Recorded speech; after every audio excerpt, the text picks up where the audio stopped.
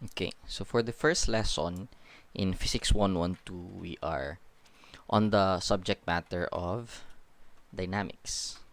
And compared sa kinematics, which is simply a description, dinedescribe lang natin yung motion sa kinematics. Dito sa dynamics, we are interested in answering the question, why do objects move? Now, the answer to that question is very simple. The reason why objects move is because there are forces. Now, forces, we define forces as the interactions between two bodies or between a body and its environment. So, for instance, let's consider this situation here.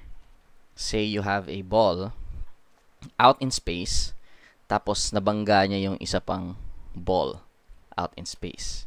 And because of that collision, meron siyang mai-experience na force.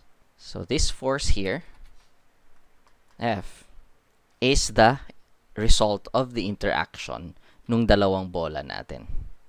But this ball, hindi lang dun sa nakabangga niya siya pwede mag-interact, but it can also interact with its surrounding. So let's say may planet malapit dito sa ating ball. Then this planet will exert a force on our ball as well. So that is another form of interaction between the object and its surrounding. Now, mathematically, we express forces as vector quantities, which means meron silang magnitude at meron din silang direction.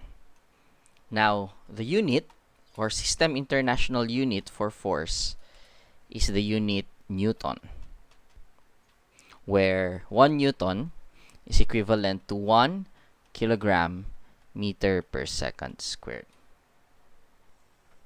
Now, there are different kinds of forces na ma-encounter natin sa physics, but all of those forces can be categorized into two. They can either be contact forces or they can be long-range forces. Now, contact forces are forces that act when there is direct contact between your two objects. So, let's say if you have this box here, tapos may nabangga siyang another box. Yung box na nabangga niya will experience a force, and this force is a contact force. Another example is if you have a box, tapos you have another box here, and say this box is moving, tapos they are connected with a string. So although hindi sila directly in contact, they are in contact through this string here. So now our object will experience a force, and this force is also a contact force. Now, some common contact forces that we will encounter in Physics 112 are, you have your normal force, you have your friction force, and another example is the tension force. The other type of force are what we call long-range forces. So these are forces that acts even when separated by a space. So an example of this is our weight, o yung tinatawag nating gravitational force. Say meron kang satellite that is orbiting yung planet. This orbiting satellite will experience a force that we call the gravitational force. Although hindi naman sila magkadikit. So that means gravitational force is a long-range force. Another example of a long-range force is our magnetic force. So you have two magnets.